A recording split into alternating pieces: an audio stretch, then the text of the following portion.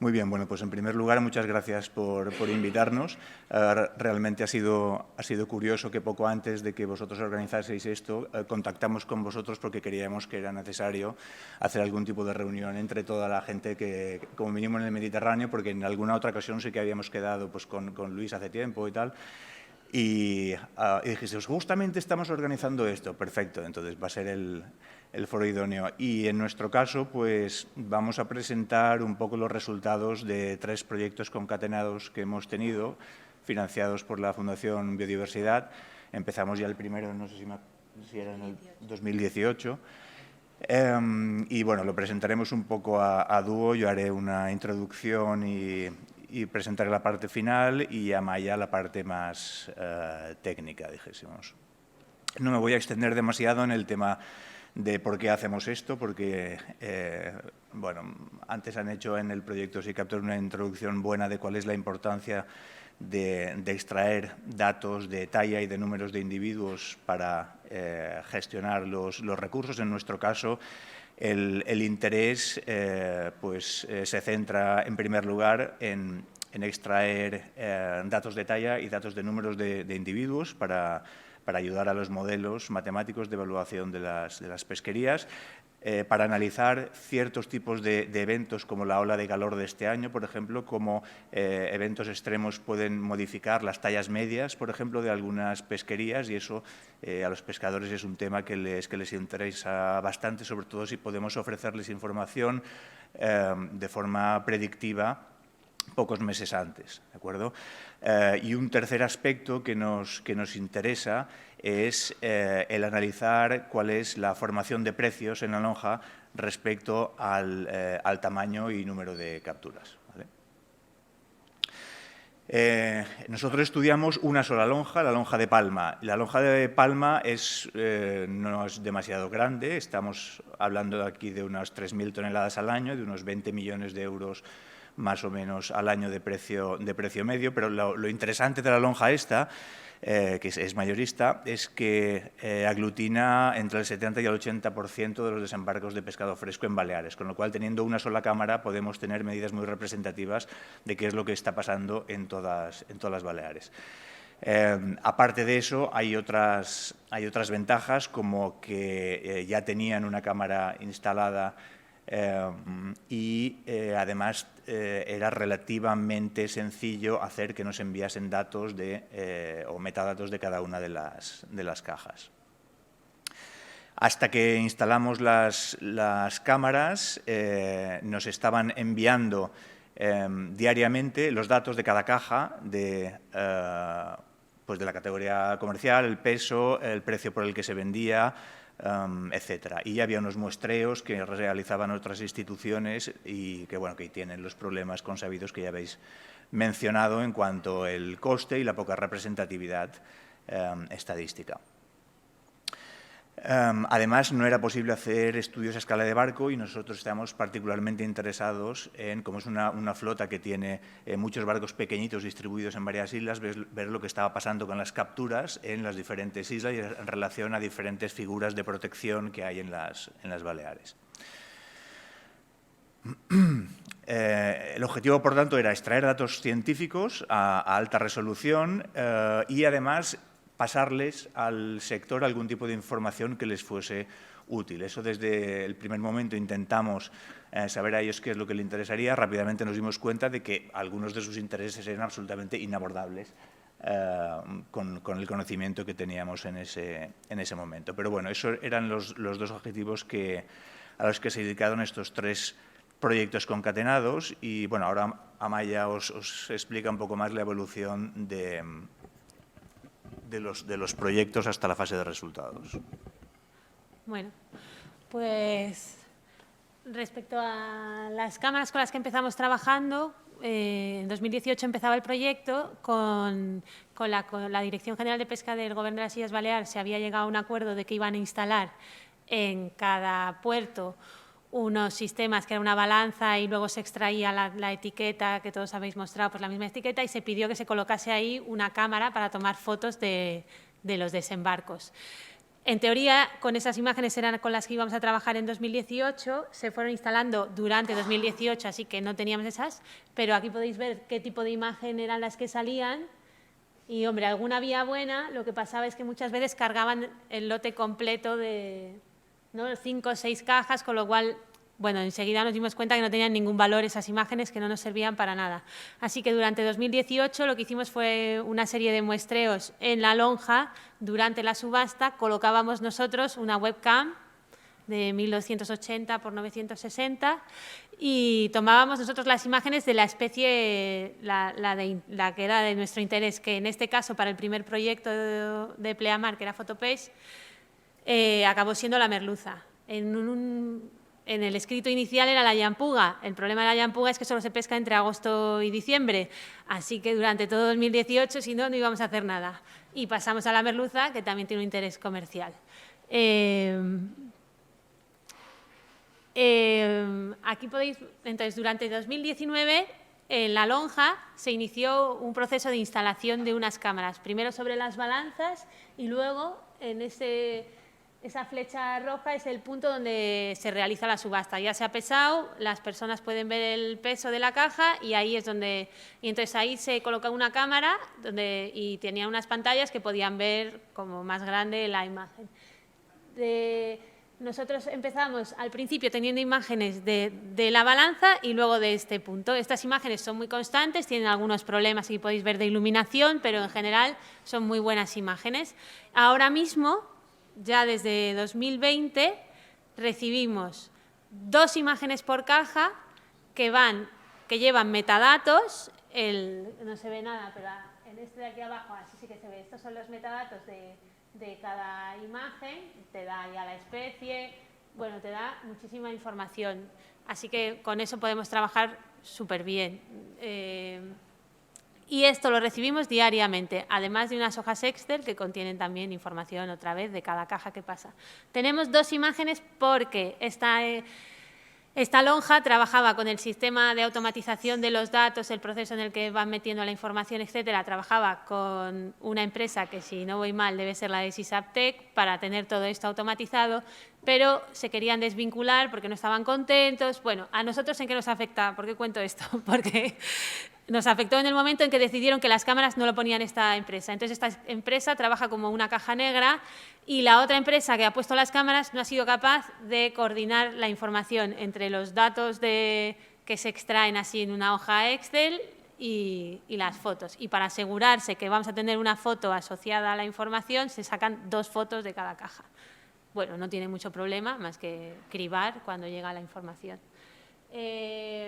Ahora mismo, lo que decía, tenemos el envío automatizado de tanto las imágenes como estos archivos diariamente y nosotros hacemos nuestro proceso, en teoría por la noche o dependiendo, lo tenemos todo automatizado. Este es el esquema de cómo está ahora mismo. Pasa por la lonja y nos llega a nosotros la información. Bueno, entonces el primer trabajo con la merluza. Nosotros, el proyecto en sí, cuando se redactó no estaba en ningún sitio la palabra Deep Learning. Lo que al empezar a mirar, pues nos dimos cuenta que era una metodología que se estaba implementando bastante, en peces no tanto, pero bueno, vimos que en otros campos sí que estaba. Hablamos con la universidad, con el Departamento de Visión por Computación y bueno, empezamos a mirar qué es lo que había y llegamos a Masker-CNN, que nos pareció que era la más adecuada por el problema del solape entre los individuos y también porque en un primer momento pensábamos que íbamos a ser capaces de poder sacar la talla, ¿no? Segmentar los peces enteros. Luego ya nos encontramos con el problema de que la colocación de los peces, uno está sobre otro, etc. Entonces, con la merluza llegamos a que lo interesante podía ser, bueno, me voy a quedar en esta, segmentar únicamente la cabeza, llegando únicamente hasta las aletas. Dentro de la segmentación se incluye el inicio de las aletas que estáis viendo. Hicimos más de 2.500 segmentaciones. Esto tengo que recordar que es porque hicimos una serie de muestreos en la lonja, o sea que no disponíamos de infinitas imágenes como ahora, que tenemos todas las imágenes cada día. Y el trabajo consistió en hacer este proceso, sacar la información del tamaño de la cabeza y luego un trabajo de correlación entre el tamaño de la cabeza y longitud total, que basó mucho los resultados en toda una serie de modelos estadísticos que corregían algunas de las desviaciones que se producían en este sistema de ir infiriendo la talla a partir solo de la cabeza. De esto sacamos un artículo que está disponible, como vamos muy mal, no me voy a extender. En cuanto a los resultados del Deep Learning para las cabezas, eran buenísimos. La verdad que fue maravilloso, sin saber ponerlo a funcionar, y Masker-CNN dio unos resultados muy, muy buenos con muy poca información. Lo que pasó después, cuando ya el siguiente año seguimos y íbamos lanzados con el Deep Learning, fue que empezamos a trabajar con la Yampuga. En este momento, 2019, enero, todavía las cámaras en la lonja no estaban instaladas, con lo cual teníamos imágenes de la Yampuga porque habíamos estado yendo en 2018 de agosto a diciembre para tener imágenes de este tipo, pero tampoco teníamos un gran número de imágenes. Y lo que presentábamos en los dos siguientes proyectos, 2019 y 2020, era la opción también de ampliar a otras especies, intentar sacar más información e intentar usar otro tipo de arquitecturas, no solo Masker-CNN ni segmentación, sino probar con el Bounding Box para reducir el coste temporal de la anotación en segmentación, que para nosotros supone un problema porque en general o lo hago yo o alguna vez hemos conseguido a otra persona también, pero es mucho tiempo anotando.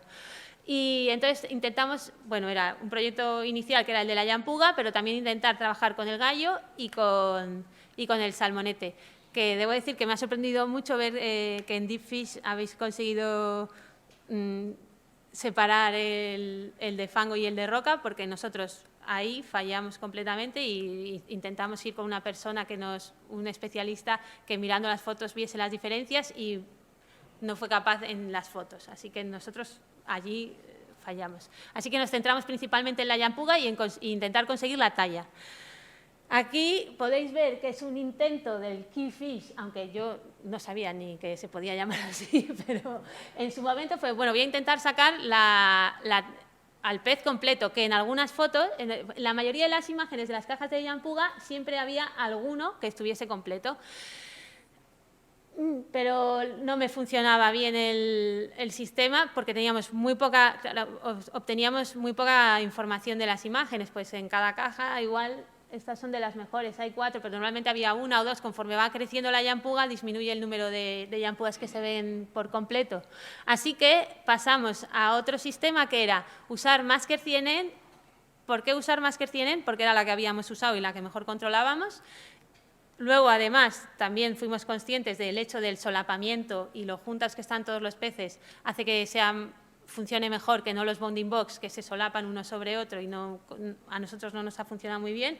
Así que nos quedamos con Masker-CNN, pero para segmentar y contar el número de Yampugas dentro de la caja. Como disponemos del peso de cada caja, podíamos hacer luego, asumiendo siempre una homogeneidad en talla, podíamos hacer luego una distribución y conseguir la longitud total, haciendo la relación del número con el peso.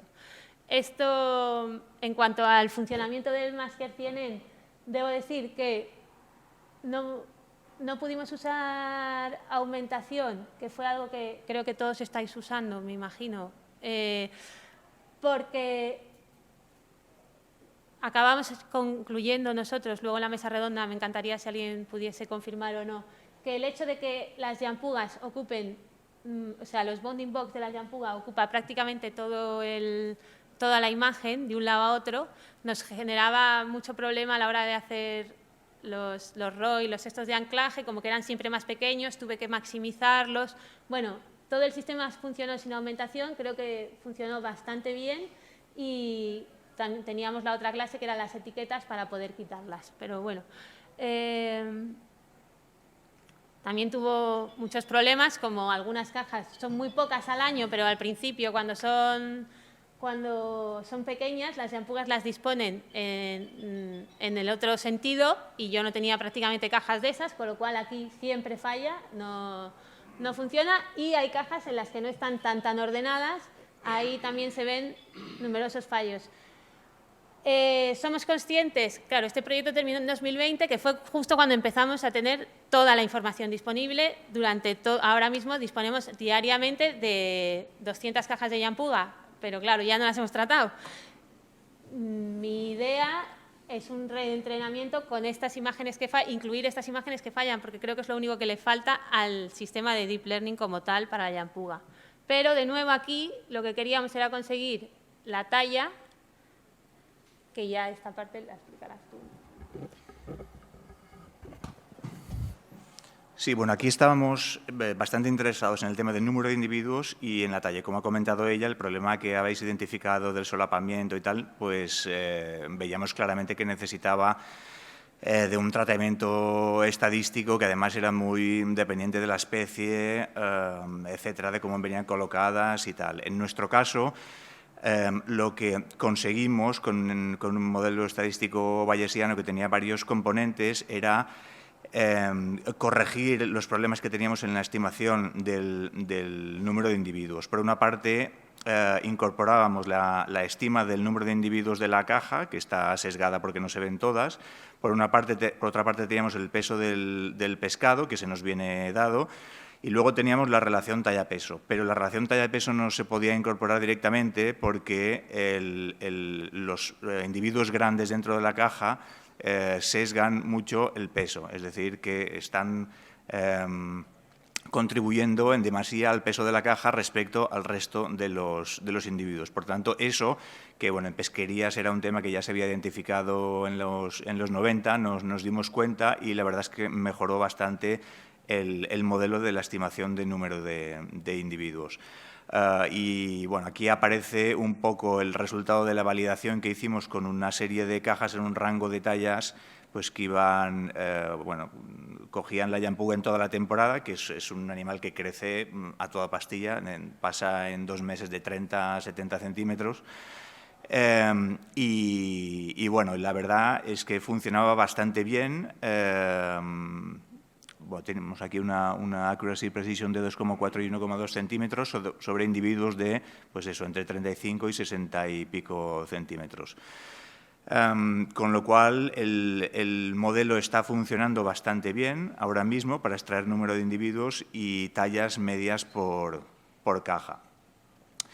De hecho, esto es una de las cosas que os comentaba antes, que veo que en general este tipo de proyectos necesitamos dar un paso para explicar a los pescadores exactamente en qué les va a beneficiar a ellos el que nosotros extraigamos las tallas, porque llevamos varios proyectos, pues eso, sacando tallas, pesos, no sé qué, número de individuos, pero ellos... Mi intuición, como mínimo en Baleares, es que lo ven como una cosa, como una especie de nebulosa que igual en algún futuro les va a revertir, pero en algún momento ya creo que se debería dar, en el caso igual de Vicens, que has mostrado que es una aplicación muy clara a lo del calibre, pero nosotros al principio simplemente extraíamos tallas y extraíamos número de individuos, ¿no? En el caso de la Yampuga, ahora que tenemos muchas imágenes, pues sí que hemos conseguido ya extraer para cada año la progresión de las tallas en toda la temporada. Estos son estimas diarias de la talla media y del número de individuos a lo largo de la temporada. Y esos son los datos que pasamos al modelo de evaluación de la Comisión General de la Pesca del Mediterráneo para esta especie, que necesitan precisamente tallas y número de individuos que hasta ahora no se tenían, ¿no? Y por otra parte, en la última fase de los proyectos estos de la Fundación Biodiversidad, que se llamaba Retorno, pues de alguna manera intentábamos darles información a los pescadores y pues les pasábamos boletines que podían ser generados cada semana de cuál era pues la talla media de sus cajas, cuál era el precio medio, cuál era nuestra predicción para la siguiente semana en cuanto a tallas medias y precios. Pero nos paramos un poco en generar este tipo de boletines sin que tengamos la percepción de que sea un producto suficientemente útil. O sea, que todavía tenemos que ir algún paso más allá para que hagan el link de, mira, pues esto es interesante, ¿no? Otra de las aplicaciones que, en nuestro caso, como biólogos pesqueros, sí nos interesa, es extraer información a nivel de barco, ¿vale? Aquí tenéis, como sacamos la información de cada caja, pues esto es en una temporada de pesca de Yambuga en la que estimamos la talla media por caja, pues se ve que aquí en el eje de las Is son los diferentes barcos, los blancos son que en el fin de semana no pescan, que al principio de la temporada, porque se abre un día concreto, hay ciertas embarcaciones que sistemáticamente pescan individuos bastante más grandes que otras. Entonces, no sabemos si eso es una cuestión geográfica, de que en la parte norte de las Baleares, pues son más grandes o más pequeñas por alguna cuestión oceanográfica, o porque alguna cofradía utiliza un arte un poco diferente que otras. Entonces, ese tipo de estudios, a partir de los datos de cajas, creemos que es bastante interesante. En cuanto a las mejoras actuales del sistema, lo comentabas un poco, Amaya, tú antes, el reentrenamiento con imágenes problemáticas, que ahora lo podemos hacer si tenemos más gente que haga anotaciones. La posibilidad que tú comentabas de integrar el dato del peso directamente en la red, que eso podemos comentarlo luego igual.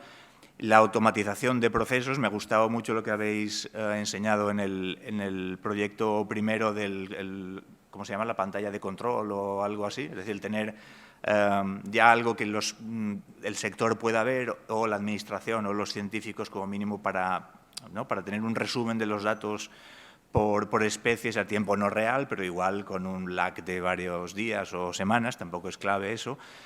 Y luego, pues obviamente, implementar estas aproximaciones en otras especies. Como conclusiones, bueno, es factible tener un sistema operacional que, en nuestro caso, ya cuesta poco, aunque tenemos que seguir invirtiendo en personal. El resto de conclusiones son bastante similares a lo que habéis comentado. Es muy especie dependiente el proceso de extracción de información.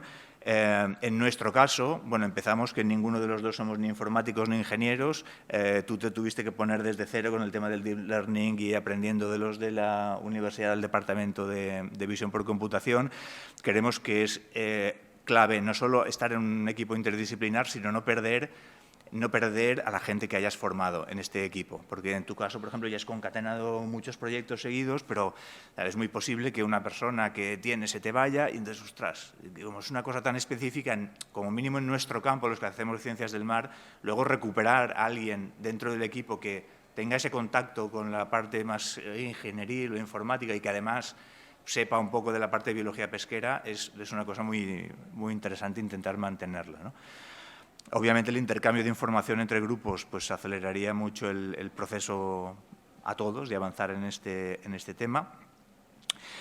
Hemos estado hablando y tampoco estamos seguros de cuál es el proceso de aceptación de estos resultados, incluso por parte de la Administración. O sea, les estamos generando datos de tallas y tal, pero no sé hasta qué punto ellos dicen, bueno, sí, pero esto es una cosa muy experimental. No parece que lo vayan a incorporar directamente a sus esquemas de gestión o de control en la lonja a corto plazo, ¿no? En nuestro caso, bueno, también no está nada claro qué va a pasar una vez se acaben estas fuentes de financiación, qué pasa con toda la infraestructura que hay por ahí desplegada. Cuando se rompa la cámara y no tengamos proyecto, ¿quién se encarga de eso, ¿no? Y bueno, esas eran un poco las conclusiones y luego, si queréis, comentamos ahora en la mesa redonda. Gracias.